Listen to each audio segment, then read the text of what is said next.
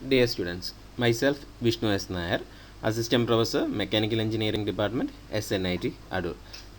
Today we are going to discuss the topic Drivers of Supply Chain Performance and its Matrices. This is from the subject Supply Chain and Logistics Management in S7 Mechanical Engineering. So, going into the topic, Drivers of Supply Chain Performance. Basically, it can be classified into two, that is logistical drivers and cross-functional drivers. In logistics drivers, facilities, inventories and transportation will be the part of logistics drivers, and cross-functional drivers, information, sourcing and pricing are the part of cross-functional drivers. So, going into the topic, that is logistical drivers. First one, it is facilities. നമുക്ക് supply chain മാനേജ്മെൻറ്റിൻ്റെ ഒരു last lecture പറഞ്ഞപ്പോഴത്തേക്കും നമ്മൾ പറഞ്ഞിട്ടുണ്ടായിരുന്നു, നമുക്ക് ultimate aim എന്ന് പറയുന്നതെന്ന് പറഞ്ഞു കഴിഞ്ഞാൽ നമ്മുടെ സപ്ലൈ ചെയിൻ സ്ട്രാറ്റജി അച്ചീവ് ചെയ്യുക എന്നുള്ളതാണ് നമ്മുടെ അൾട്ടിമേറ്റ് എയിം പറയുന്നത്. സോ അതിന് എന്തൊക്കെ ഫാക്ടേഴ്സാണ് വരുന്നതെന്നുള്ളതാണ് നമ്മൾ ഈ പറഞ്ഞത്, നേരത്തെ സ്ലൈഡിൽ പറഞ്ഞത്. അതിൽ ലോജിസ്റ്റിക്കൽ ഡ്രൈവേഴ്സും ഉണ്ട്, ക്രോസ് ഫങ്ഷണൽ ഡ്രൈവേഴ്സും ഉണ്ട്. ഫെസിലിറ്റീസ് എന്നുള്ളതാണ് ലോജിസ്റ്റിക്കൽ ഡ്രൈവേഴ്സിൽ ഒന്നാമത്തെ പോയിന്റ് വരുന്നത്. ഓക്കെ, ഫെസിലിറ്റീസിനെ ബേസ് ചെയ്ത് പറയുകയാണെന്നുണ്ടെങ്കിൽ, സോ ഫെസിലിറ്റീസ് എന്ന് പറഞ്ഞാൽ ഈ പറഞ്ഞ നമ്മുടെ ഫിസിക്കൽ ലൊക്കേഷൻസ്, എവിടെയാണ് നമ്മൾ പ്രോഡക്റ്റ് സ്റ്റോർ ചെയ്യുന്നത്, മാനുഫാക്ചർ ചെയ്യുന്നത്, അസംബിൾ ചെയ്യുന്നത്, ഫാബ്രിക്കേഷൻ ചെയ്യുന്നത്, ഏത് സൈറ്റിലാണ്, ഏത് പ്രൊഡക്ഷൻ സൈറ്റിലാണ് ഇത് മാനുഫാക്ചർ ചെയ്യുന്നത്, ഏത് സ്റ്റോറേജ് സൈറ്റിലാണ് ഇത് സ്റ്റോറേജ് ചെയ്യുന്നത്. സോ അങ്ങനെയുള്ള ഫാക്ടേഴ്സിനെ അഫക്റ്റ് ചെയ്യുന്ന കാര്യങ്ങളാണ് ഈ ഫെസിലിറ്റീസിൽ വരുന്നത്. സോ ആ ഫെസിലിറ്റീസിൽ തന്നെ അതിൻ്റെ റോള്, അതിൻ്റെ ലൊക്കേഷൻ, അതിൻ്റെ സൈസ്, ഇതൊക്കെയാണ് അതിൻ്റെ മെയിനായിട്ടുള്ള പോയിൻറ്റ്സ് വരുന്നത്. സോ അതിൻ്റെ ഒരു എക്സാമ്പിൾ പറയുകയാണെന്നുണ്ടെങ്കിൽ, നമുക്കറിയാം മാരുതി, ടാറ്റ അല്ലെങ്കിൽ ഹ്യുണ്ടായി എന്ന് പറഞ്ഞ ഈ കമ്പനികൾക്കെല്ലാം ഇന്ത്യക്കകത്ത് അവരുടെ ഒരു പ്ലാന്റ് ഉണ്ടാവും. ആ ഒരു പ്ലാന്റിലായിരിക്കും അവരുടെ ഈ പ്രോഡക്ട്സ്, ഒന്നോ അല്ലെങ്കിൽ രണ്ടോ പ്ലാന്റ്സ് ഉണ്ടാവും. മെയിനായിട്ട് പറയുകയാണെങ്കിൽ ഏറ്റവും വലിയൊരു പ്ലാന്റ് ഉണ്ടാവും. ആ ഒരു പ്ലാന്റിൽ നിന്നായിരിക്കും അവരുടെ ഈ പ്രോഡക്ട്സ് എല്ലാം ഫോം ചെയ്ത് അവർ വിവിധ സ്ഥലങ്ങളിലേക്ക് ഡിസ്ട്രിബ്യൂഷൻ ചെയ്യുന്നത്. അതേപോലെ തന്നെ അതിന് മറ്റൊരു എക്സാമ്പിൾ, അങ്ങനെ വരുമ്പോഴത്തേക്കും ഈ പറഞ്ഞ ഇതിൻ്റെ പ്രൊഡക്ഷൻ എന്ന് പറയുന്നത് എന്താണ്, സെൻട്രലൈസ്ഡ് ആണ്. ഓക്കെ, സോ ഈ സെൻട്രലൈസ്ഡ് പ്രൊഡക്ഷൻ വരുമ്പോഴത്തേക്കും ഇതിൻ്റെ യൂണിറ്റ് കോസ്റ്റ് ഓഫ് പ്രൊഡക്ഷൻ എന്ന് പറയുന്നത് ഹൈ ആണ് വരുന്നത്. ഒരു യൂണിറ്റ് പ്രൊഡ്യൂസ് ചെയ്യാനായിട്ട് ആവശ്യമുള്ളത്, that is unit cost of production എന്ന് പറയുന്നത് വളരെ ഹൈ ആയിരിക്കും വരുന്നത്. അതേസമയം വേറൊരു എക്സാമ്പിൾ പറയാം, ഈ പറഞ്ഞ ആമസോൺ. ഈ ആമസോൺ എന്ന് പറയുന്ന കമ്പനി എന്താ ചെയ്യുന്നത്, അവർ പല പല കമ്പനീസിൽ നിന്ന് സാധനം വാങ്ങി സ്റ്റോർ ചെയ്തിട്ട് അവർ ഡിസ്ട്രിബ്യൂട്ട് ചെയ്യുകയാണ് ചെയ്യുന്നത്. അവർക്കൊരു പ്രൊഡക്ഷൻ ഇല്ല. സോ അവർ ഇന്ത്യയുടെ തന്നെ നാനാ ഭാഗങ്ങളിൽ അവർ വെയർ ഹൗസസ് സ്റ്റാർട്ട് ചെയ്തിട്ടുണ്ട്. സോ അവരുടേത് വരുമ്പോഴത്തേക്കും അത് ഡീസെൻട്രലൈസ്ഡ് ആയിട്ടാണ് വരുന്നത്. സോ അവരുടെ യൂണിറ്റ് കോസ്റ്റ് എന്ന് പറയുന്നത് വളരെ ലോ ആയിരിക്കും. അതേപോലെ തന്നെ അതിൻ്റെ രണ്ടാമത്തേതെന്ന് പറഞ്ഞു കഴിഞ്ഞാൽ ഇൻവെൻട്രി ആണ്. ഇൻവെൻട്രി എന്ന് പറഞ്ഞു കഴിഞ്ഞാൽ നമുക്കറിയാം, റോ മെറ്റീരിയൽസ്, ഫിനിഷ്ഡ് ഗുഡ്സ്, ഇതൊക്കെയാണ് നമ്മൾ ഇൻവെൻട്രി എന്നുള്ളതിൽ പറയുന്നത്. സോ ഈ പറഞ്ഞ ഇൻവെൻട്രി എന്ന് പറയുന്നതിനെ ഇത് വളരെ ക്രൂഷ്യലായിട്ടുള്ളൊരു ഡിസിഷനാണ് ഫോം ചെയ്യുന്നത്. നമ്മുടെ ഈ എഫക്റ്റീവ്നെസ് ആണോ റെസ്പോൺസീവ്നെസ് ആണോ വരുന്നത് എന്നുള്ളതിന് നമ്മുടെ സ്ട്രാറ്റജിയിൽ എഫക്റ്റീവ് ആണോ വരുന്നത്, അതേ റെസ്പോൺസീവ്നെസ് ആണോ വരുന്നത് എന്നുള്ളത് നമുക്ക് ഈ ഇൻവെൻട്രിയെ ബേസ് ചെയ്തിട്ടുണ്ട്. കാര്യം ഇൻവെൻട്രി എന്ന് പറയുന്നത് ഒരു ക്രൂഷ്യലായിട്ടുള്ളൊരു ഫാക്ടറാണ്. സോ അവിടെ എന്ന് പറഞ്ഞു കഴിഞ്ഞാൽ നമ്മളെപ്പോഴും ഒപ്റ്റിമം ലെവൽ ഓഫ് ഇൻവെൻട്രി നമ്മൾ കീപ്പ് ചെയ്യണം. ആസ് എ മാനുഫാക്ചറർ ഈ ലെവൽ ഓഫ് ഇൻവെൻട്രി, ഈ optimal level of inventory keep ചെയ്യുന്നത് എവിടെയൊക്കെയാണ്, നമ്മുടെ ഈ പറഞ്ഞ ഓരോ സ്റ്റേജസും, മാനുഫാക്ചറുണ്ട്, വെയർഹൗസ് ഉണ്ട്, റീറ്റെയിൽ ഉണ്ട്, ഈ 3 സ്ഥലങ്ങളിലും ഒരു optimal level of inventory keep ചെയ്താലേ നമുക്ക് ഈ പറഞ്ഞ സപ്ലൈ ചെയിൻ സ്ട്രാറ്റജീസ് സ്മൂത്തായിട്ട് കൊണ്ടുപോകാനായിട്ട് പറ്റത്തുള്ളൂ. സോ ഇതിൻ്റെ ഒരു എക്സാമ്പിൾ പറയുകയാണെന്നുണ്ടെങ്കിൽ, ഹൈ ലെവൽ ഓഫ് ഇൻവെൻട്രി ഈ പറഞ്ഞ അപ്പാരൽ അല്ലെങ്കിൽ ഫാഷൻ സ്റ്റോഴ്സിൽ നമ്മൾ കീപ്പ് ചെയ്യണം, തുണിക്കടകളിൽ കീപ്പ് ചെയ്യുകയാണെന്നുണ്ടെങ്കിൽ അത് നമുക്ക് വലിയൊരു ലോസ് ആയിരിക്കും ഉണ്ടാകുന്നത്. കാര്യം എന്താ, ഇതിൻ്റെ ട്രെൻഡ് ഓരോ ടൈം പീരീഡ് കഴിയുമ്പോഴും ഇതിൻ്റെ ട്രെൻഡ് ചേഞ്ച് ചെയ്തുകൊണ്ടിരിക്കും. ആൻഡ് ട്രാൻസ്പോർട്ടേഷൻ, ഈ പറഞ്ഞ ട്രാൻസ്പോർട്ടേഷനിലാണെന്നുണ്ടെങ്കിൽ നമ്മൾ ഏത് മീൻസാണ് നമ്മൾ ഈ പറഞ്ഞ ട്രാൻസ്പോർട്ടേഷന് യൂസ് ചെയ്യുന്നത്, അതിൻ്റെ റൂട്ട്സ് എന്താണ്, അതിൻ്റെ എത്ര ടൈം കൊണ്ട് നമുക്ക് ഈ പറഞ്ഞ ഇത് ഹോൾസെയിലറിൽ നിന്നും റീറ്റെയിലറിലേക്ക് എത്തിക്കാൻ പറ്റും, അതേപോലെ തന്നെ റീറ്റെയിലറിൽ നിന്നും കസ്റ്റമറിലേക്ക് എത്തിക്കാൻ പറ്റും. ഇങ്ങനെയുള്ള ഒരു ഫാക്ടറാണ് ഈ പറഞ്ഞ ട്രാൻസ്പോർട്ടേഷനിൽ വരുന്നത്. സോ ട്രാൻസ്പോർട്ടേഷനും ഒരു ലാർജ് ഇമ്പാക്റ്റാണ് ഉണ്ടാക്കുന്നത്. ഈ പറഞ്ഞ സപ്ലൈ ചെയിൻ സ്ട്രാറ്റജിയിൽ ഒരു ലാർജ് ഇമ്പാക്റ്റാണ് ഉണ്ടാക്കുന്നത്. അത് റെസ്പോൺസീവിലേക്ക് വരുമോ, അത് എഫിഷ്യൻ്റ് ആയിട്ട് വരുമോ എന്നുള്ളതിനെ ബേസ് ചെയ്യുന്നത് ട്രാൻസ്പോർട്ടേഷൻ ടെക്നിക്സിനെ ബേസ് ചെയ്തിട്ടാണ്.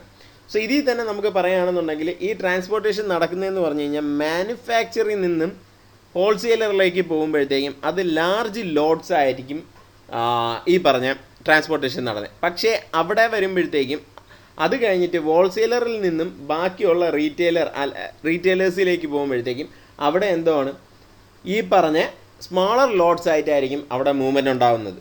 സോ അതുകൊണ്ട് തന്നെ അവിടുത്തെ എക്കോണമി ഓഫ് സെയിലിനെ അത് അഫക്റ്റ് ചെയ്യുന്നു.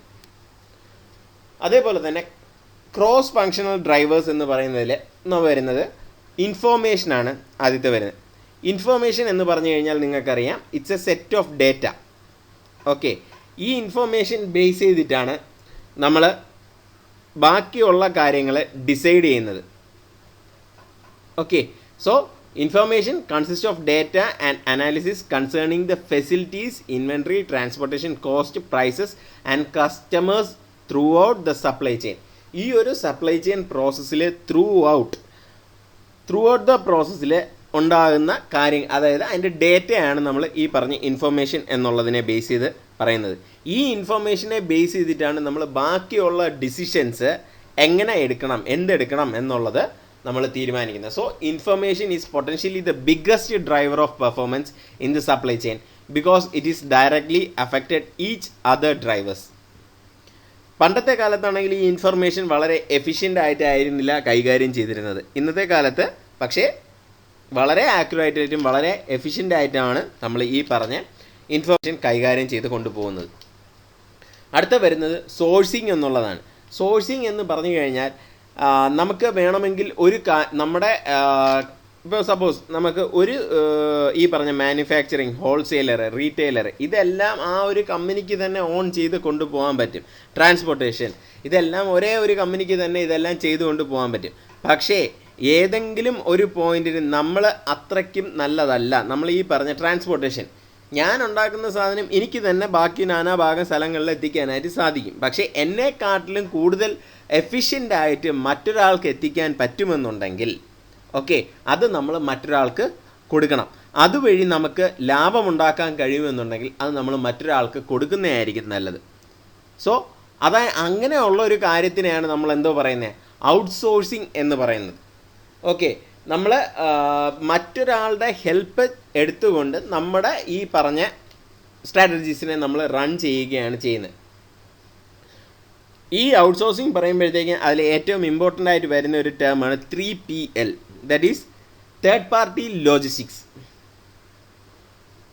ഈ പറഞ്ഞ തേർഡ് പാർട്ടി ലോജിസ്റ്റിക്സിൽ പറയുന്നതെന്ന് പറഞ്ഞു കഴിഞ്ഞാൽ അതിനൊരു എക്സാമ്പിൾ പറയുകയാണെന്നുണ്ടെങ്കിൽ, ഇപ്പം ഞാനൊരു മാനുഫാക്ചറാണ്, ഞാൻ പ്രൊഡ്യൂസ് ചെയ്യുന്ന സാധനങ്ങൾ എനിക്ക് ബാക്കിയുള്ള സ്ഥലങ്ങളിലേക്ക് എത്തിക്കണം, ട്രാൻസ്പോർട്ടേഷൻ ചെയ്യണം. ഈ പറഞ്ഞ ട്രാൻസ്പോർട്ടേഷൻ ചെയ്യാനായിട്ട് എനിക്ക് 2 മീൻസാണ് ഉള്ളത്.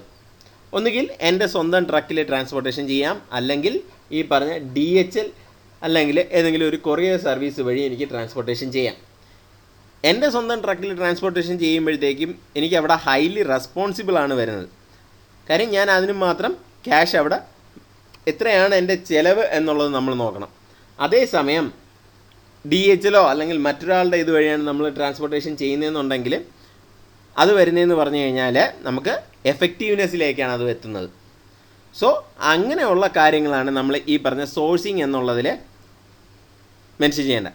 അതിനൊരു എക്സാമ്പിൾ പറയുകയാണെന്നുണ്ടെങ്കിൽ, after Motorola outsourced much of its production to contract manufactures in China, its size efficiency improve, but responsiveness suffer because of long distances.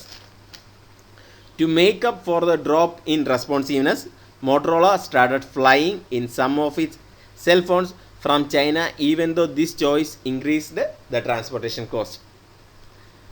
So ഇവിടെ എന്ന് പറഞ്ഞു കഴിഞ്ഞാൽ മോട്ടറോള അവരുടെ പ്രൊഡക്ഷൻ ചൈനയിലേക്ക് മാറ്റിക്കഴിഞ്ഞപ്പോഴത്തേക്കും അവർക്ക് എന്താ പറ്റിയത്, അവരുടെ എഫിഷ്യൻസി ഇമ്പ്രൂവ് ചെയ്തു. ബിക്കോസ് ചൈനയിൽ ലേബർ കോസ്റ്റ് കുറവാണ്. അങ്ങനെയുള്ള ഇതെല്ലാം കൊണ്ട് അവർക്ക് കോസ്റ്റ് ഒരു പരിധി വരെ അവർക്ക് റെഡ്യൂസ് ചെയ്യാൻ പറ്റി. പക്ഷേ അവരുടെ ട്രാൻസ്പോർട്ടേഷൻ എന്ന് പറഞ്ഞത് വീക്കായി. അവർക്ക് ട്രാൻസ്പോർട്ടേഷൻ വേറെ ചൈനയിൽ നിന്നും ബാക്കിയുള്ള സ്ഥലങ്ങളിലേക്ക് ഇത് എത്തിക്കാനായിട്ട് അവർക്ക് ഫ്ലൈറ്റ് വഴി മാത്രമേ ട്രാൻസ്പോർട്ടേഷൻ ചെയ്യാനായിട്ട് പറ്റുന്നുണ്ടായിരുന്നുള്ളൂ. സോ അങ്ങനെ വന്നപ്പോഴത്തേക്കും അവരുടെ ട്രാൻസ്പോർട്ടേഷൻ കോസ്റ്റിനെ അവിടെ കൂട്ടേണ്ടി വന്നു. സോ ഈ ഒരു ഫാക്ടർ നമ്മൾ ഡിറ്റർമിൻ ചെയ്തുകൊണ്ട് വേണം നമ്മൾ സോഴ്സിങ് അല്ലെങ്കിൽ ഔട്ട്സോഴ്സിങ് എന്ന് പറഞ്ഞൊരു ഇത് ചെയ്യാനായിട്ട്. നമുക്ക് ലാഭമുണ്ടാകുമോ അതോ നമുക്ക് വീണ്ടും വേറെ ഏതെങ്കിലും പോയിന്റിൽ ഇതിന് നഷ്ടം സംഭവിക്കുമോ എന്നുള്ളത് നമ്മൾ കറക്റ്റായിട്ട് അനലൈസ് ചെയ്തിട്ട് വേണം നമ്മൾ ഏതൊരു കാര്യവും ഔട്ട്സോഴ്സ് ചെയ്യാനായിട്ടുള്ളത്. And the last one it is pricing. So pricing പറയുമ്പോഴത്തേക്കും it determines how much a firm will charge for the goods and services that it makes available in the supply chain. So ഈ പറഞ്ഞ പ്രൈസിങ്ങിൻ്റെ ഒരു example പറയുകയാണെന്നുണ്ടെങ്കിൽ ഇത് ഞാൻ പറഞ്ഞായിരുന്നു, ഈ pricing എങ്ങനെയാണ് എഫക്റ്റീവ് അല്ലെങ്കിൽ റെസ്പോൺസീവ് ആയിട്ടുള്ള ഒരു ഇതിലേക്ക് വരുന്നതെന്നുള്ളത് നമുക്ക് നോക്കാം. ഓക്കെ, ഈ പറഞ്ഞ പ്രൈസിങ് എന്ന് പറഞ്ഞത് നിങ്ങൾക്ക് എല്ലാവർക്കും അറിയാം. ഒരു ടൂറിസം ഇൻഡസ്ട്രി അല്ലെങ്കിൽ നിങ്ങൾ എല്ലാവരും പോകുന്നത് തന്നെ വീഗാലാൻഡ് അല്ലെങ്കിൽ നമ്മൾ പറയുന്ന വണ്ടർല, അവിടെ അങ്ങനെയുള്ളൊരു സ്ഥലത്ത് അവർ 2 ടൈപ്പ് ഓഫ് പ്രൈസിങ് ആണ് വച്ചേക്കുന്നത്. ഓക്കെ, അതായത് വീക്കെൻഡ് അവധി ദിവസങ്ങൾ എന്നുള്ളതിന് ഒരു സ്പെഷ്യൽ പ്രൈസിങ്. ബിക്കോസ് ആ ഒരു സമയത്ത് അവർക്ക് കൂടുതൽ കസ്റ്റമറിനെ കിട്ടുന്നു. അതേസമയം വർക്കിംഗ് ഡേയ്സ് എന്നുള്ളത് നോക്കുമ്പോഴത്തേക്കും അവർ ആ ഒരു പ്രൈസിൽ നിന്നും കുറഞ്ഞൊരു പ്രൈസാണ് അവിടെ വച്ചേക്കുന്നത്. കാര്യം അത് കസ്റ്റമേഴ്സിനെ അട്രാക്റ്റ് ചെയ്യാനായിട്ടാണ്. അങ്ങനെ ഒരു കാര്യം നമ്മൾ ആ ഒരു 2 ഡിഫറെൻറ്റ് പ്രൈസിങ് അവിടെ വച്ചതുകൊണ്ട് തന്നെ നമുക്കുണ്ടാകുന്ന ഒരു ബെനിഫിറ്റ് എന്ന് പറഞ്ഞു കഴിഞ്ഞാൽ ത്രൂ ഔട്ട് ദ വീക്ക് നമുക്ക് ആ ഒരു ഡിമാൻഡ് സേർട്ടനായിട്ട് കൊണ്ടുപോകാനായിട്ട് പറ്റുന്നുണ്ട്. സോ അതാണ് ഈ പറഞ്ഞ പ്രൈസിങ്ങിൻ്റെ കൺസെപ്റ്റ് വരുന്നത്. നമുക്ക് നമ്മുടെ അതായത് ഇതിൻ്റെ വേറൊരു മറ്റൊരു എക്സാമ്പിൾ പറയുകയാണെന്നുണ്ടെങ്കിൽ ഒരു ഹോട്ടൽ ഇൻഡസ്ട്രി എടുക്കാം, അല്ലെങ്കിൽ ഒരു ടൂറിസം ഇൻഡസ്ട്രി എടുക്കാം. ഈ പറഞ്ഞ ഹോട്ടൽ ഇൻഡസ്ട്രി അല്ലെങ്കിൽ ഹോട്ടൽ ഇൻഡസ്ട്രിയിലാണെന്നുണ്ടെങ്കിൽ ഹോട്ടൽ ഇൻഡസ്ട്രി വരുമ്പോഴത്തേക്കും അവിടെ ഒരു 8 to 10 ആണ് നമുക്ക് പീക്ക് ടൈം എന്ന് പറയുന്നത്. നമ്മളെല്ലാവരും ഈ പറഞ്ഞ റെസ്റ്റോറൻറ്റിൽ പോയിരുന്നു, പക്ഷേ ഫാമിലി ആയിട്ട് പോയിരുന്നു ഭക്ഷണം കഴിക്കാനും എല്ലാത്തിനും പോകുന്ന സമയമാണ്. പക്ഷേ ആ ഒരു സമയത്ത് നമ്മൾ ചെല്ലുമ്പോഴത്തേക്കും ചിലപ്പോൾ സീറ്റ് അവൈലബിൾ അല്ലായിരിക്കും. സോ അങ്ങനെ ഒരു ഇത് വരുമ്പോഴത്തേക്കും അവിടുത്തെ ആൾക്കാർ ചെയ്യുന്ന വേറെ പല വമ്പൻ ഹോട്ടൽസും ചെയ്യുന്ന ഒരു കാര്യമാണ് ഹാപ്പി അവേഴ്സ് പ്രൊവൈഡ് ചെയ്യുക. ഈ ഹാപ്പി അവേഴ്സ് പറയുന്നതെന്ന് പറഞ്ഞു കഴിഞ്ഞാൽ 2 to 5 അല്ലെങ്കിൽ 11 to 5 എന്നുള്ളൊരു ടൈമിംഗ്, മോർണിംഗ് ടൈമിംഗ് പ്രൊവൈഡ് ചെയ്യും. സോ ഇപ്പം നമ്മൾ ട്രീറ്റ് കൊടുക്കാനായിട്ട് മറ്റൊരാൾക്ക് ട്രീറ്റ് കൊടുക്കാനായിട്ട് ഉദ്ദേശിക്കുന്ന ഒരാളാണ്. നമ്മൾ കോസ്റ്റും നമ്മൾ ഒരു കൺസെപ്റ്റായിട്ട് എടുക്കുക. നമ്മൾ അതിൻ്റെ പ്രൈസും നമ്മൾ കൺസെപ്റ്റ് വെർത്ത് ചെയ്യുന്നുണ്ടെന്നുണ്ടെങ്കിൽ നമ്മൾ എന്താ ചെയ്യുന്നത്, നമ്മൾ നോക്കും ഇത് അയാളെയും കൂടെ ഇൻവൈറ്റ് ചെയ്ത് രാവിലെ പോയി കഴിഞ്ഞാൽ നമുക്ക് ഇത്രയും ലാഭമുണ്ടാകും. സോ അങ്ങനെ ഒരു ആറ്റിറ്റ്യൂഡിൽ തിങ്ക് ചെയ്യുന്ന കുറേ ആൾക്കാർ ഈ പറഞ്ഞ ഹാപ്പി അവേഴ്സിലേക്ക് മാറി വരും. സോ അവിടെ എന്താണ്, കസ്റ്റമേഴ്സിനെ അവർക്ക് നഷ്ടപ്പെടുന്നില്ല. ഇല്ലെങ്കിൽ എന്താ പറ്റുന്നത്, ഈ പറഞ്ഞ ആൾ വൈകിട്ട് വരുമ്പോൾ ഫുള്ളായിട്ടിരിക്കുകയാണെന്നുണ്ടെങ്കിൽ ഒബ്വിയസ്ലി നമ്മൾ അവിടെ വെയിറ്റ് ചെയ്തില്ല, നമ്മൾ വേറൊരു ഫുഡ് കിട്ടുന്ന സ്ഥലത്തേക്ക് നമ്മൾ പോകും, നമുക്ക് സീറ്റ് അവൈലബിൾ ആയിട്ടുള്ള സ്ഥലത്തേക്ക് പോകും. സോ അതുവഴി നമുക്ക് കസ്റ്റമറിനെ നഷ്ടപ്പെടുന്നില്ല. സോ ഇത് ഇങ്ങനെയുള്ളൊരു കാര്യവും ഈ പറഞ്ഞ പ്രൈസിങ്ങിൽ നമ്മൾ സെറ്റ് ചെയ്യുമ്പോഴത്തേക്കും ചെയ്യേണ്ടതാണ്. സോ ഇതിൻ്റെ ഒരു ഫ്രെയിം വർക്കാണ് നമ്മൾ ഈ പറഞ്ഞ സപ്ലൈ ചെയിൻ ഡ്രൈവേഴ്സിനെ ബേസ് ചെയ്തിട്ടുള്ളൊരു ഫ്രെയിം വർക്കാണ് വന്നേക്കുന്നത്. ഇതിൻ്റെ ഫ്രെയിം വർക്ക് എന്ന് പറയുമ്പോഴത്തേക്കും നമുക്ക് അൾട്ടിമേറ്റ് എയിം എന്ന് പറയുന്നത് നമ്മുടെ ബിസിനസ് സ്ട്രാറ്റജി അച്ചീവ് ചെയ്യുക. ബിസിനസ് സ്ട്രാറ്റജി വെദർ എഫിഷ്യൻ്റ് ആണോ അല്ലെങ്കിൽ റെസ്പോൺസീവ്നെസ് ആണോ എന്നുള്ളതിനെ ബേസ് ചെയ്തിട്ടാണ് ഈ പറഞ്ഞ ലോജിസ്റ്റിക്കൽ ഡ്രൈവേഴ്സും ക്രോസ് ഫങ്ഷണൽ ഡ്രൈവേഴ്സിൻ്റെയും പെർഫോമൻസ് നമ്മൾ മീറ്റ് ചെയ്യുന്നത്. സോ ഈ പറഞ്ഞ ബിസിനസ് സ്ട്രാറ്റജിയിൽ തന്നെയാണ് ഈ പറഞ്ഞ കോമ്പറ്റീറ്റീവ് സ്ട്രാറ്റജി വരുന്നത്. And after all supply chain strategy. Competitive strategy എന്താണ്, സപ്ലൈ ചെയിൻ സ്ട്രാറ്റജി എന്താണെന്നുള്ളത് ഞാൻ വ്യക്തമായിട്ട് എൻ്റെ കഴിഞ്ഞ ക്ലാസ്സുകളിൽ എക്സ്പ്ലെയിൻ ചെയ്തിട്ടുണ്ടായിരുന്നു. നിങ്ങൾ കേൾക്കാത്ത ആരെങ്കിലും ഉണ്ടെങ്കിൽ ദയവ് ചെയ്ത് അത് കേൾക്കുക. ഓക്കെ, സോ ഈ പറഞ്ഞ കോമ്പറ്റീറ്റീവ് സ്ട്രാറ്റജി അല്ലെങ്കിൽ സപ്ലൈ ചെയിൻ സ്ട്രാറ്റജി ഇത് എഫിഷ്യൻ്റ് ആയിരിക്കണം അല്ലെങ്കിൽ റെസ്പോൺസീവ്നെസ് ആയിരിക്കും. എഫിഷ്യൻ്റ് എന്ന് പറഞ്ഞു കഴിഞ്ഞാൽ അതിനെ കോസ്റ്റ് സേവിങ് എന്നുള്ളൊരു രീതിയിലാണ് നമ്മൾ കാണുന്നത്. ഓക്കെ, സോ ഇത് എഫിഷ്യൻ്റ് ആയിട്ട് വരണം. നമ്മുടെ പോയിൻ്റ് ഓഫ് വ്യൂ, നമ്മുടെ ബിസിനസ് സ്ട്രാറ്റജി എന്ന് പറയുന്നത് എഫിഷ്യൻ്റ് ആയിട്ടുള്ള ഒരു ഇതാണെന്നുണ്ടെങ്കിൽ നമുക്ക് ഈ പറഞ്ഞ 6 ഡ്രൈവേഴ്സ്, അതായത് 3 ലോജിസ്റ്റിക്കൽ ഡ്രൈവേഴ്സും 3 ക്രോസ് ഫങ്ഷണൽ ഡ്രൈവേഴ്സും എഫിഷ്യൻ്റ് ആയിട്ടുള്ളൊരു ടേംസിൽ തന്നെ നിൽക്കണം. ഓക്കെ, അതായത് ഈ പറഞ്ഞ അതിനൊരു എക്സാമ്പിൾ പറയുകയാണ് ഫെസിലിറ്റീസ്. ഈ പറഞ്ഞ ഫെസിലിറ്റീസിൽ, അതായത് ഞാൻ പറഞ്ഞ പ്ലാന്റ്, എവിടെയാണ് നമ്മൾ പ്ലാന്റ് ലൊക്കേറ്റ് ചെയ്യേണ്ടത്? ഓക്കെ, അത് സെൻട്രലൈസ്ഡ് ആണോ ഡീസെൻട്രലൈസ്ഡ് ആണോ എന്നുള്ളതിനെ ബേസ് ചെയ്തിട്ട് ഞാൻ ഈ പ്ലാന്റ് കൊണ്ടുവന്ന് ഒരു സ്ഥലത്ത് ലൊക്കേറ്റ് ചെയ്തു. അതിൻ്റെ ചാർജ് എനിക്ക് അതിന് മാത്രം സേവ് ചെയ്യാൻ പറ്റി. പക്ഷേ ഞാൻ എന്താണ് ചെയ്യുന്നത്? ഞാൻ ഇൻവെൻട്രി ഹൈ ലെവൽ മെയിൻറ്റെയിൻ ചെയ്യുകയാണ്. ഞാൻ ഇൻവെൻട്രി എപ്പോഴും ഹൈ ലെവലാണ് മെയിൻറ്റെയിൻ ചെയ്യുന്നത്. സോ എനിക്ക് അവിടെ വരുമ്പോഴത്തേക്കും കൂടുതൽ കോസ്റ്റ് അവിടെ ആവുകയാണ്. സോ ഈ ഫെസിലിറ്റീസിലുണ്ടായ അത്രയും ലാഭം എന്ന് പറയുന്നത് നമുക്ക് അവിടെ ഇൻവെൻട്രിയിൽ പിടിക്കാനായിട്ട് പറ്റുന്നില്ല. സോ അങ്ങനെ വരുമ്പോഴത്തേക്കും അതൊരു സ്മൂത്തായിട്ടുള്ളൊരു ഫ്ലോ ആയിരിക്കത്തില്ല. സോ അതുകൊണ്ട് തന്നെ നമ്മൾ ഈ പറഞ്ഞ ഇപ്പോൾ ഫെസിലിറ്റീസ് എഫിഷ്യൻ്റ് ആണെന്നുണ്ടെങ്കിൽ ഇൻവെൻട്രിയും എഫിഷ്യൻ്റ് ആയിട്ട് തന്നെ നിർത്തണം. ട്രാൻസ്പോർട്ടേഷൻ കോസ്റ്റ് സേവിങ് എന്നുള്ളൊരു ആസ്പെക്റ്റിലാണ് പോകുന്നതെന്നുണ്ടെങ്കിൽ ഈ പറഞ്ഞ ട്രാൻസ്പോർട്ടേഷനും നമ്മൾ അതനുസരിച്ച് തന്നെ നോക്കണം. ഈ പറഞ്ഞ ബാക്കിയുള്ള ആരെങ്കിലും ഔട്ട്സോഴ്സ് ചെയ്യുക അല്ലെങ്കിൽ കൊറിയർ ചെയ്യുകയോ അങ്ങനെ എന്തെങ്കിലുമൊക്കെ ചെയ്യണം. Information flow കറക്റ്റായിരിക്കണം. സോ ഇങ്ങനെയുള്ള കാര്യങ്ങളെല്ലാം എഫിഷ്യൻ്റ് ആക്കിയാൽ മാത്രമേ ഉള്ളൂ. ഈ പറഞ്ഞ 6 ഫാക്ടേഴ്സും നമുക്ക് എഫിഷ്യൻ്റ് ആക്കിയാൽ മാത്രമേ ഉള്ളൂ നമുക്ക് നമ്മുടെ സപ്ലൈ ചെയിൻ സ്ട്രാറ്റജി എഫിഷ്യൻ്റ് ആണ് എന്നുള്ളത് പറയാൻ പറ്റുള്ളൂ. നേരെ മറിച്ച് നമുക്ക് റെസ്പോൺസീവ്നെസ് ആണ് ആവശ്യമുള്ളതെന്നുണ്ടെങ്കിൽ നമ്മുടെ ഫെസിലിറ്റീസും ബാക്കിയുള്ളതുമെല്ലാം അതനുസരിച്ച് നമ്മൾ റെസ്പോൺസീവ് എന്നുള്ളൊരു രീതിയിലേക്ക് നമ്മൾ കൊണ്ടുവരണം. സോ ഇതാണ് ഫ്രെയിം വർക്ക് ഓഫ്. ഇതിലെ ഇനി മെയിനായിട്ട് വരുന്നതെന്ന് പറഞ്ഞു കഴിഞ്ഞാൽ ഈ ഫെസിലിറ്റീസ് ഡിസിഷനിൽ തന്നെ അതിൻ്റെ 3 ഫാക്ടേഴ്സാണ് അതിൻ്റെ ഫെസിലിറ്റി ഡിസിഷനെ അഫക്റ്റ് ചെയ്യുന്നത്. ഒന്ന് റോള്, രണ്ടാമത്തെ ലൊക്കേഷൻ, മൂന്നാമത്തത് കപ്പാസിറ്റി. സോ റോള് എന്ന് പറയുന്നത് എന്താണെന്നുള്ള നോക്കാം. സോ റോൾ എന്ന് പറയുമ്പോഴത്തേക്കും നമുക്ക് ഒരു ഫേം, ഒരു പ്രൊഡക്ഷൻ അവിടെ വരുമ്പോഴത്തേക്കെന്ന് പറഞ്ഞു കഴിഞ്ഞാൽ അതിൻ്റെ പ്രൊഡക്ഷൻ ഫെസിലിറ്റീസ് ഫ്ലെക്സിബിൾ ആണോ, ഡെഡിക്കേറ്റഡ് ആണോ, അല്ലെങ്കിൽ ഇതിൻ്റെ രണ്ടിൻ്റെയും കൂടെ കോമ്പിനേഷൻ ആണോ എന്നുള്ളത് നമ്മൾ ഡിസൈഡ് ചെയ്യണം. സപ്പോസ് നമ്മൾ ഫ്ലെക്സിബിൾ ആയിട്ടുള്ളൊരു രീതിയാണ് നമ്മൾ ഇത് ചെയ്യുന്നതെന്നുണ്ടെങ്കിൽ, ഫ്ലെക്സിബിൾ കപ്പാസിറ്റിയാണ് നമ്മൾ അവിടെ ചെയ്യുന്നതെന്നുണ്ടെങ്കിൽ ലെസ് എഫിഷ്യൻ്റ് ആയിരിക്കും ഉണ്ടാവുന്നത്. അതേസമയം ഡെഡിക്കേറ്റഡ് ആയിട്ടുള്ള ഒരു രീതിയാണ് വരുന്നതെന്നുണ്ടെങ്കിൽ നമുക്ക് അവിടെ മോർ എഫിഷ്യൻ്റ് ആയിരിക്കും. സോ അങ്ങനെ വരുമ്പോഴത്തേക്ക് അവിടുത്തെ റെസ്പോൺസീവ്നെസ് വളരെ കുറവായിരിക്കും. സോ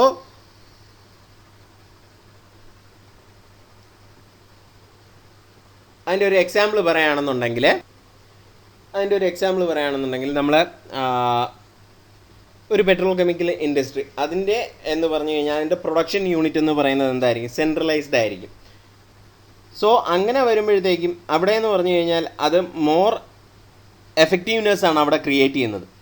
സോ അങ്ങനെ നമ്മൾ അതിൻ്റെ റോള് എന്താണെന്നുള്ളത് ഡിഫൈൻ ചെയ്തിട്ടുണ്ട്. ഇനി ഇൻവെൻട്രി ബേസ് ചെയ്തിട്ടാണ് പറയുന്നത്.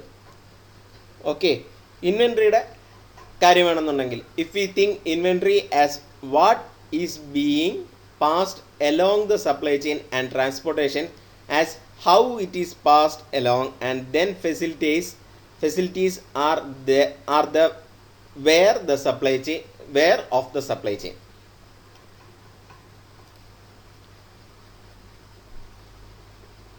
So ഈ പറഞ്ഞ ഇൻവെൻട്രി നമ്മൾ എന്താണ് ട്രാൻസ്പോർട്ടേഷൻ ചെയ്യുന്നത്? നമ്മൾ പല കാര്യങ്ങളും ഈ ട്രാൻസ്പോർട്ടേഷൻ ചെയ്യാൻ നേരത്തെന്ന് പറഞ്ഞു കഴിഞ്ഞാൽ നമ്മൾ അതർ സ്റ്റേറ്റ് മാനുഫാക്ചർ ചെയ്ത സാധനം പല സ്റ്റേറ്റുകളിൽ നിന്നും കടന്നായിരിക്കും നമുക്ക് നമ്മുടെ end of the supply chain ആയ കസ്റ്റമറുടെ കയ്യിലേക്ക് കിട്ടുന്നത്. അതോ നമുക്ക് ഇത് പറഞ്ഞ ഈ ആമസോൺ ചെയ്യുന്നത് പോലെ പല സ്ഥലങ്ങളിലും നമ്മൾ വെയർ ഹൗസ് ക്രിയേറ്റ് ചെയ്തിട്ട് നമുക്കിത് ട്രാൻസ്പോർട്ടേഷൻ ചെയ്യണോ എന്നുള്ളതിനെ ഈ decision. So going into the topic, that is logistical drivers. First one, it is facilities. നമുക്ക് സപ്ലൈ ചെയിൻ മാനേജ്മെൻറ്റിൻ്റെ ഒരു ലാസ്റ്റ് ലെക്ചർ പറഞ്ഞപ്പോഴത്തേക്കും നമ്മൾ പറഞ്ഞിട്ടുണ്ടായിരുന്നു, നമുക്ക് അൾട്ടിമേറ്റ് എയിം എന്ന് പറയുന്നതെന്ന് പറഞ്ഞു കഴിഞ്ഞാൽ നമ്മുടെ സപ്ലൈ ചെയിൻ സ്ട്രാറ്റജി അച്ചീവ് ചെയ്യുക എന്നുള്ളതാണ് നമ്മുടെ അൾട്ടിമേറ്റ് എയിം പറയുന്നത്. സോ അതിന് എന്തൊക്കെ ഫാക്ടേഴ്സാണ് വരുന്നതെന്നുള്ളതാണ് നമ്മൾ ഈ പറഞ്ഞത്, നേരത്തെ സ്ലൈഡിൽ പറഞ്ഞത്. അതിൽ ലോജിസ്റ്റിക്കൽ ഡ്രൈവേഴ്സും ഉണ്ട്, ക്രോസ് ഫങ്ഷണൽ ഡ്രൈവേഴ്സും ഉണ്ട്. ഫെസിലിറ്റീസ് എന്നുള്ളതാണ് ലോജിസ്റ്റിക്കൽ ഡ്രൈവേഴ്സിൽ ഒന്നാമത്തെ പോയിന്റ് വരുന്നത്. ഓക്കെ, ഫെസിലിറ്റീസിനെ ബേസ് ചെയ്ത് പറയുകയാണെന്നുണ്ടെങ്കിൽ, സോ ഫെസിലിറ്റീസ് എന്ന് പറഞ്ഞാൽ ഈ പറഞ്ഞ നമ്മുടെ ഫിസിക്കൽ ലൊക്കേഷൻസ്, എവിടെയാണ് നമ്മൾ പ്രോഡക്റ്റ് സ്റ്റോർ ചെയ്യുന്നത്, മാനുഫാക്ചർ ചെയ്യുന്നത്, അസംബിൾ ചെയ്യുന്നത്, ഫാബ്രിക്കേഷൻ ചെയ്യുന്നത്, ഏത് സൈറ്റിലാണ്, ഏത് പ്രൊഡക്ഷൻ സൈറ്റിലാണ് ഇത് മാനുഫാക്ചർ ചെയ്യുന്നത്, ഏത് സ്റ്റോറേജ് സൈറ്റിലാണ് ഇത് സ്റ്റോറേജ് ചെയ്യുന്നത്. സോ അങ്ങനെയുള്ള ഫാക്ടേഴ്സിനെ അഫക്റ്റ് ചെയ്യുന്ന കാര്യങ്ങളാണ് ഈ ഫെസിലിറ്റീസിൽ വരുന്നത്. സോ ആ ഫെസിലിറ്റീസിൽ തന്നെ അതിൻ്റെ റോള്, അതിൻ്റെ ലൊക്കേഷൻ, അതിൻ്റെ സൈസ്, സോ ഏതൊക്കെ കമ്പോണൻസ് ആണ് ഫെസിലിറ്റി ഡിസിഷനെ ബാധിക്കുന്നതെന്നുള്ളത് നമുക്ക് നോക്കാം. ഓക്കെ, അതിൽ വരുന്നതെന്ന് പറഞ്ഞു കഴിഞ്ഞാൽ that one can be called as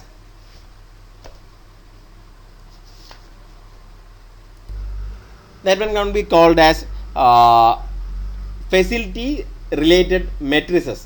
ഏതൊക്കെ ഫാക്ടേഴ്സിനെ ബേസ് ചെയ്തിട്ടാണ് നമ്മൾ ഈ പറഞ്ഞത് ഫെസിലിറ്റീസിൽ തന്നെ അത് റെസ്പോൺസീവ്നെസ് ആണോ അതേ എഫിഷ്യൻ്റ് ആയിട്ടാണോ എന്ന് വരുന്നതെന്നുള്ളത് നോക്കാം.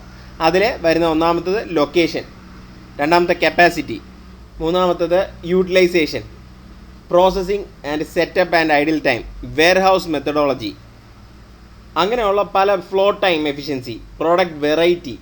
സോ ഇതിനെയൊക്കെ ബേസ് ചെയ്തിട്ടാണ് ഈ പറഞ്ഞ നമ്മുടെ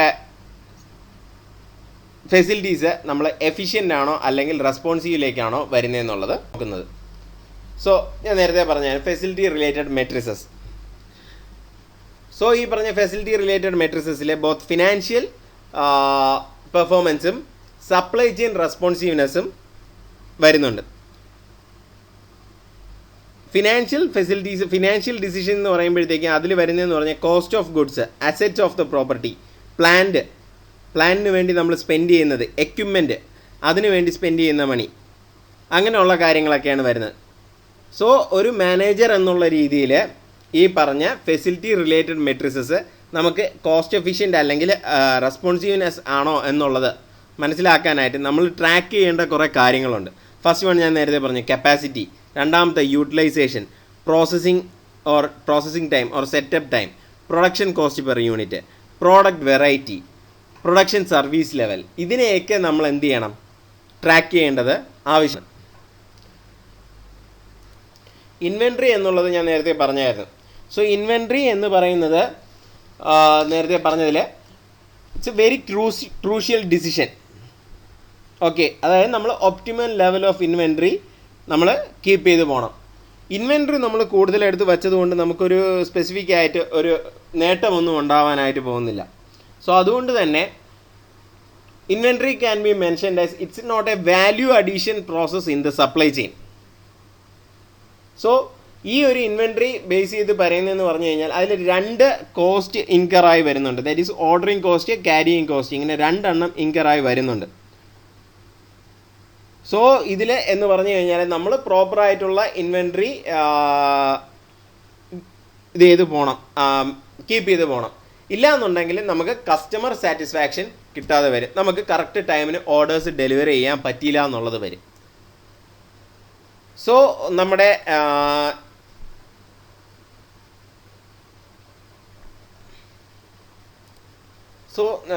ഈ പറഞ്ഞ ഇൻവെൻട്രി എന്നുള്ളത് നമുക്ക് ലിറ്റിൽസ് ലോ എന്നുള്ളത് വെച്ചിട്ട് ഒരു ഫോർമുലയുണ്ട്. That is I = D × T എന്നുള്ളതാണ്. അല്ല, I എന്ന് പറഞ്ഞു കഴിഞ്ഞാൽ ഇൻവെൻട്രിയാണ്, ആൻഡ് D എന്ന് പറഞ്ഞു കഴിഞ്ഞാൽ ത്രൂപുട്ട് എന്നാണ് പറയുന്നത്. അതെന്ന് വെച്ച് കഴിഞ്ഞാൽ ത്രൂപുട്ട് എന്ന് പറഞ്ഞാൽ rate at which the sales is occurring എന്നുള്ളതാണ് ഈ പറഞ്ഞ ത്രൂപുട്ട് വരുന്നത്. And T is the flow. So ഈ പറഞ്ഞ ഇൻവെൻട്രിയുടെ കാര്യം തന്നെ പറയുകയാണെന്നുണ്ടെങ്കിൽ നമ്മൾ ഇപ്പോൾ സെൻട്രലൈസ്ഡ് ആയിട്ടുള്ള ഒരു ഇൻവെൻട്രിയാണ് നമ്മൾ കീപ്പ് ചെയ്യുന്നതെന്നുണ്ടെങ്കിൽ നമുക്ക് ലോ കോസ്റ്റ് ആയിരിക്കും നമുക്ക് ഒക്കർ ചെയ്യുന്നത്. അതേസമയം അതായത് നമുക്ക് എഫക്റ്റീവ്നെസ് നമുക്ക് അവിടെ ഇൻക്രീസ് ചെയ്യാനായിട്ട് പറ്റും. അതേസമയം ഡീസെൻട്രലൈസ്ഡ് ആയിട്ടുള്ളൊരു ഇൻവെൻട്രിയാണ് നമ്മൾ കീപ്പ് ചെയ്യുന്നതെന്നുണ്ടെങ്കിൽ നമുക്ക് അവിടെ വരുന്നതെന്ന് പറഞ്ഞു കഴിഞ്ഞാൽ ഒരു ഹൈ കോസ്റ്റ് ആണ് വരുന്നത്. ദാറ്റ് മീൻസ് നമ്മൾ കോൺസെൻട്രേറ്റ് ചെയ്യുന്നത് അതിൻ്റെ റെസ്പോൺസീവ്നെസ്സിലേക്കാണ് കോൺസെൻട്രേറ്റ് ചെയ്യുന്നത്. And the components which are included in the inventory decision, that is first one cycle inventory, second one is safety inventory, and third one is seasonal inventory. Cycle inventory എന്ന് പറഞ്ഞു കഴിഞ്ഞാൽ it's the average amount of inventory used to satisfy the demand between the receipts of supplier shipments എന്നാണ് പറയുന്നത്. That means നമ്മുടെ shipment കറക്റ്റായിട്ട് നടന്നു പോകണം എന്നുള്ളതിന് നമ്മൾ കീപ്പ് ചെയ്യുന്ന ഇൻവെൻട്രി എത്രയാണ് എന്നുള്ളതിനെയാണ് ഈ പറഞ്ഞ സൈക്കിൾ ഇൻവെൻട്രി എന്നൊരു ടൈമിൽ നമ്മൾ. ആൻഡ് സേഫ്റ്റി ഇൻവെൻട്രി എന്ന് പറഞ്ഞു കഴിഞ്ഞാൽ നമുക്ക് ഈ പറഞ്ഞ ഡിമാൻഡ് ഏതെങ്കിലും സാഹചര്യത്തിൽ കൂടുകയാണ്, ഒരു അൺസേർട്ടനിറ്റി വരികയാണ്, അങ്ങനെയെന്നുണ്ടെങ്കിൽ നമുക്ക് മാർക്കറ്റിലേക്ക് ഈ പറഞ്ഞ കറക്റ്റായിട്ടുള്ള സപ്ലയർ റിലേഷൻഷിപ്പ് കീപ്പ് ചെയ്ത് പോകാൻ വേണ്ടിയിട്ട് നമ്മൾ കീപ്പ് ചെയ്യുന്നതിനാണ് ഈ പറഞ്ഞ സേഫ്റ്റി ഇൻവെൻട്രി എന്നുള്ളത് പറയുന്നത്. ആൻഡ് സീസണൽ ഇൻവെൻട്രി എന്ന് പറഞ്ഞു കഴിഞ്ഞാൽ എക്സീഡ് ആയിട്ടുള്ളൊരു ഡിമാൻഡ് പെട്ടെന്ന് ഉണ്ടാവുകയാണ്, ഡിമാൻഡ് കൂടുകയാണ്, അൺസർട്ടനിറ്റി കൂടുകയാണ്, ഷോർട്ടേജ് ഉണ്ടാവുകയാണ്. സോ അങ്ങനെയുള്ള സമയത്ത് നമുക്ക് യൂസ് ചെയ്യുന്നതിന് വേണ്ടിയിട്ടാണ് നമ്മൾ ഈ പറഞ്ഞ സീസണൽ ഇൻവെൻട്രി അത് നമ്മൾ കീപ്പ് ചെയ്ത് വെച്ചേക്കുന്നത്. സോ ഇൻവെൻട്രി റിലേറ്റഡ് മെട്രിക്സ് വരുമ്പോഴത്തേക്കും ഒരു മാനേജർ ട്രാക്ക് ചെയ്യേണ്ട കാര്യങ്ങൾ എന്ന് പറഞ്ഞു കഴിഞ്ഞാൽ ഏതൊക്കെ ബേസ് ചെയ്തിട്ടാണ് ഇൻവെൻട്രി ഇതിൻ്റെ cash to cash cycle time, average inventory, products with more than specified number of days of inventory, average replenishment, average safety, seasonal inventory, obsolete inventory, ഇങ്ങനെയുള്ള ഫാക്ടേഴ്സിനെ ബേസ് ചെയ്തിട്ടാണ് നമുക്കിത് റെസ്പോൺസീവ്നെസ് ആണോ അതോ ഈ പറഞ്ഞ എഫക്റ്റീവ്നെസ്സിലാണോ എന്നുള്ളത് പറയുന്നത്. So thank you all, see you in my next video.